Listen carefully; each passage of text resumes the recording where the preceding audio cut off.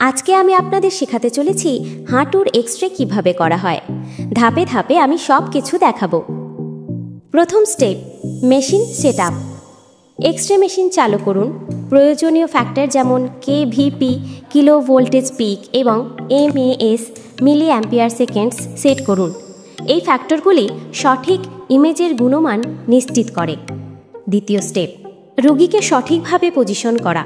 হাঁটুর এক্স-রে সাধারণত দুটি প্রধান ভিউতে করা হয়, AP position, anterior posterior view. রোগীর পা টেবিলে সোজা করে রাখুন। নিশ্চিত করুন যে হাঁটু এবং গোড়ালি সঠিকভাবে কেন্দ্রে রয়েছে, অর্থাৎ সেন্টারে রয়েছে। প্রথমে এপি পজিশন প্রস্তুত করে এক্সপোজ দিন। লেটারাল পজিশন, রোগীকে একপাশে ঘুরিয়ে শুইয়ে দিন। আক্রান্ত পা লেটারাল দিকে এমনভাবে রাখুন যাতে সঠিক প্রজেকশন পাওয়া যায়। এরপর ল্যাটারাল পজিশন প্রস্তুত করে এক্সপোজ দিন। 3. স্টেপ 3, ইমেজের প্রসেসিং। এক্সপোজ দেওয়ার পর কম্পিউটারে রোগীর আইডি, পেশেন্ট আইডি দেন।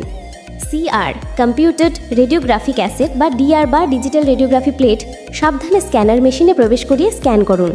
স্ক্যান করা ছবিটি প্রিন্ট আউট করে রিপোর্টিংয়ের জন্য প্রস্তুত করুন। আপনি যদি এক্স-রে কীভাবে করা হয় শিখতে চান তাহলে চ্যানেলটি সাবস্ক্রাইব করে রাখুন। ভিডিও দেখে যদি কিছু শিখে থাকেন কমেন্টে জানাতে ভুলবেন না। ফুল ভিডিও চ্যানেলে দেওয়া আছে।